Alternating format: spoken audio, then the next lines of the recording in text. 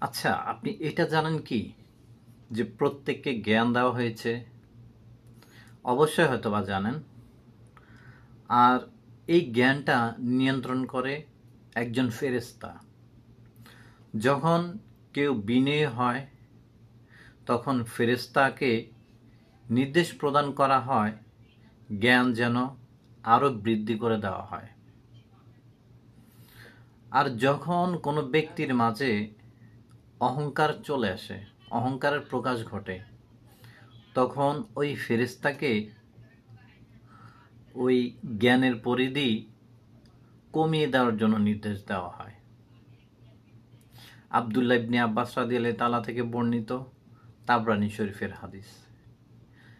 এই হাদিসটি ভালো লাগলে আপনি শেয়ার দিতে পারেন এবং সাবস্ক্রাইব করতে পারেন, যেন মানুষ বুঝতে পারে।